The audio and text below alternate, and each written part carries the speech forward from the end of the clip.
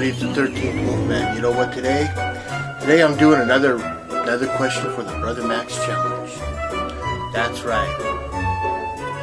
So, before we get started, I want you to like, subscribe, share, and comment. I want to know what you have to say. Please leave a comment. Please leave a like. It gets us out there. Do the same thing to Brother Max over at the one and only MSJ. Always like, subscribe, and share him. He's a good guy. We started this thing about a year ago when you know, the big world took a left turn, and just to get us out of our heads, you know, have something to do. After a while, we stopped. Now we're doing season 2, and it's a fun thing to do. I suggest you do it with some of your friends. You know, just kind of the whole thing is that it's not really a game to win. It's you know, you guys got collections. I have collections. I've seen most of your collections. Compare collections. Just come up with the criteria. You know, it doesn't matter. You don't have to follow the same ones that we do, but come up with the criteria and say, do you have this in your collection? And if you do, can you show me what you have? That's it. So, I asked Brother Max, I said, can you show me at least 3 examples of movies from the 30s and 40s that you have in your collection? And he went ahead and he did it. And I love his answers. So I need to now show you what my answers for my question would be. And the first one is, and this one's very sentimental to me. I don't think a lot of people know this movie or have heard of it. You know, it just, when I was a kid, we had only like 6 TV stations before we got cable. You know, there was only 6 stations, and it was Channel 4 was the ABC affiliate, Channel 5 was the NBC affiliate, Channel 7 was the CBS affiliate, Channel 9 was PBS, and then you had the 2 channels 11 and 13, and they were independents. So that was the channel you'd watch like reruns of like Leave It to Beaver or The Partridge Family or something like that on. You know, they didn't have a set. You know, they didn't have shows to show unless they were independently made for that channel because they weren't an affiliate. So like 1 o'clock in the afternoon, they would always show old movies. You know, and this happened during the summertime, all year round. You know, on Saturdays, Sundays, you know, they would always show these old movies.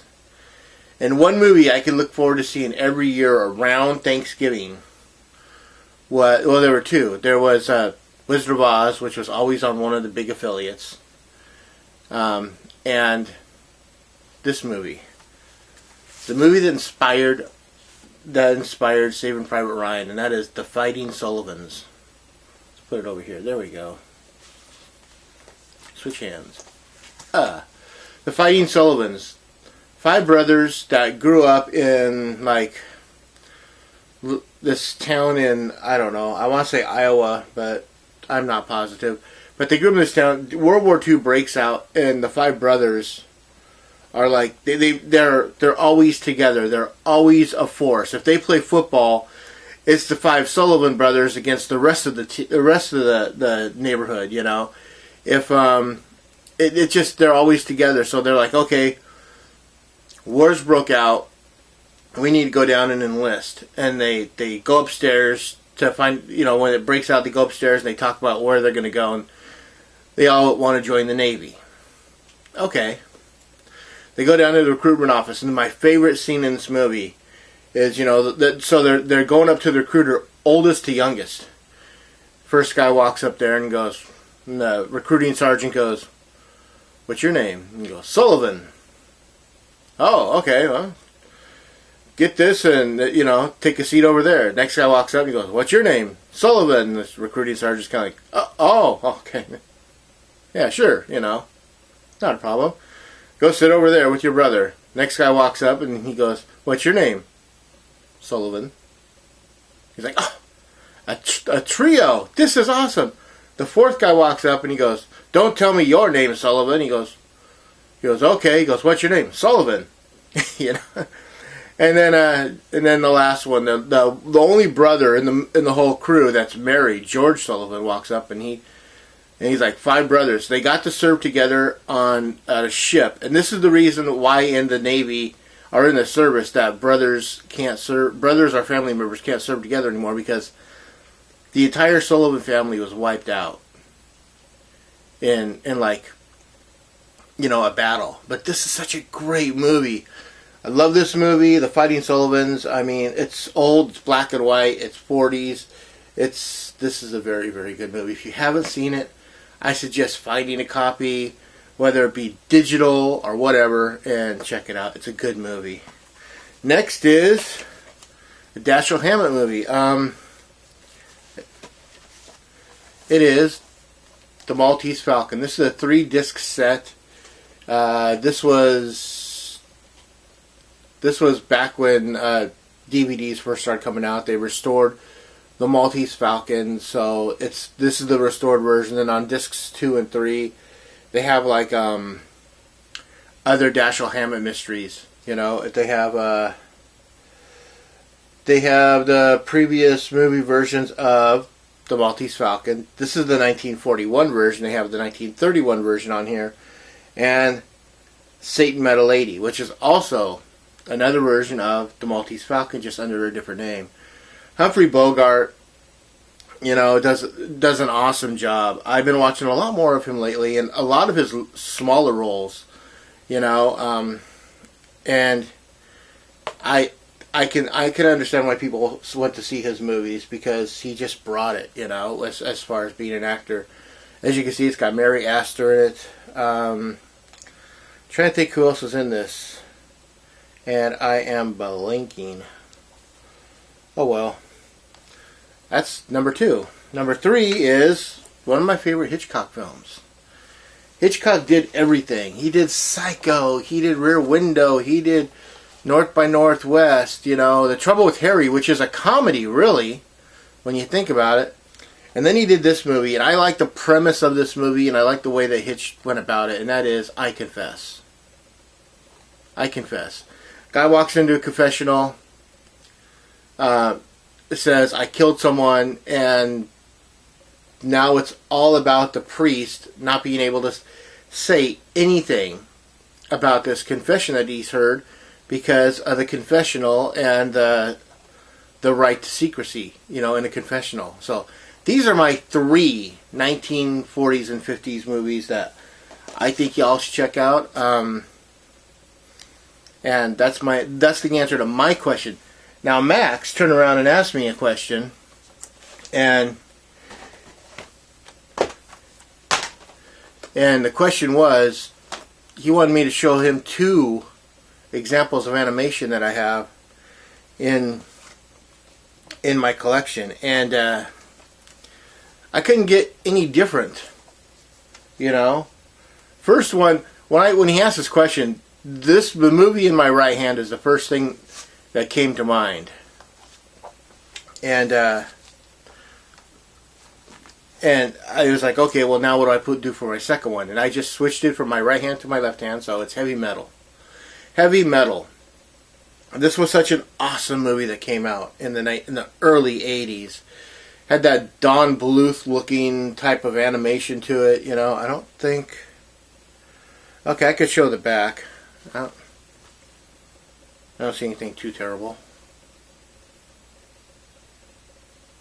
But the story of a Loc-nar. The Loc-nar is this little green orb that goes from story to story, and it's basically the MacGuffin of the movie, you know.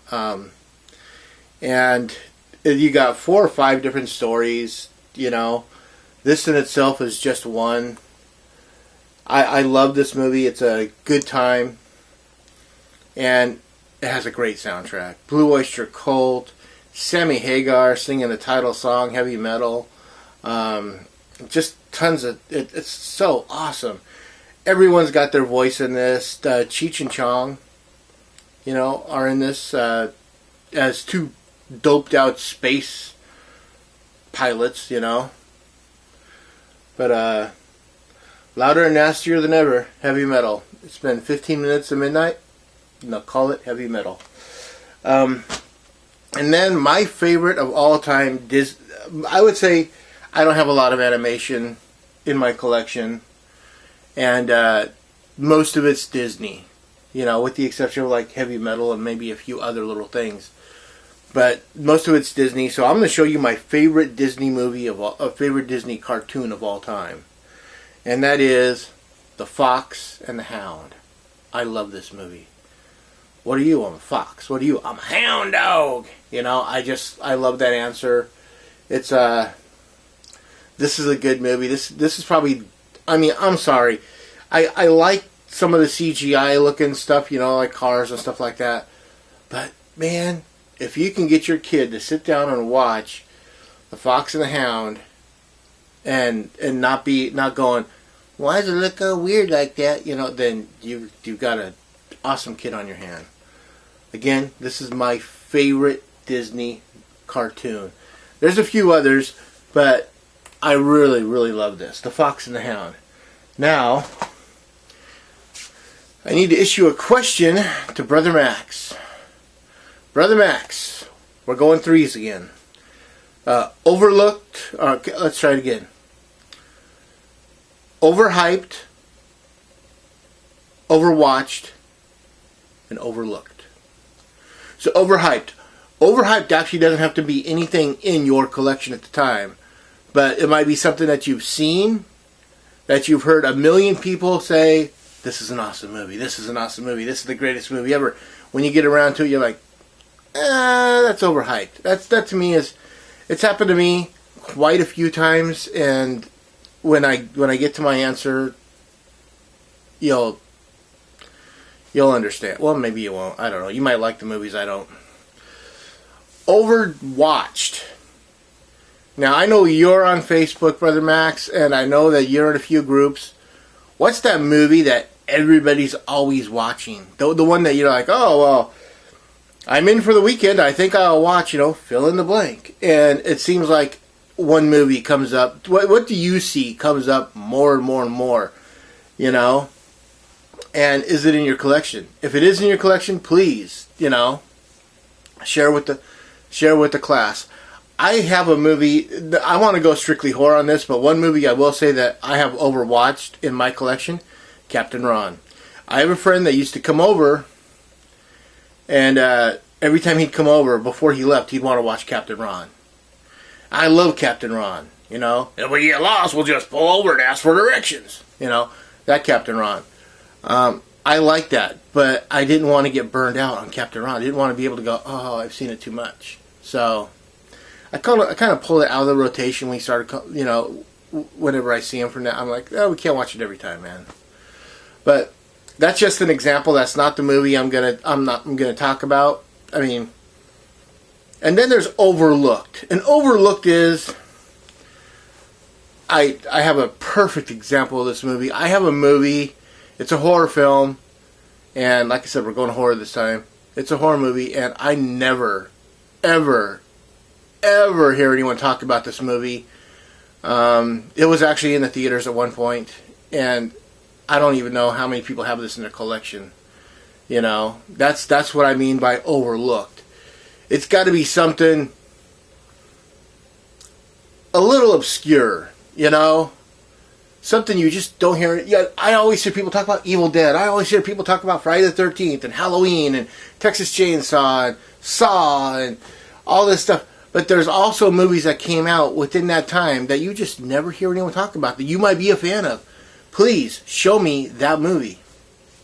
As always,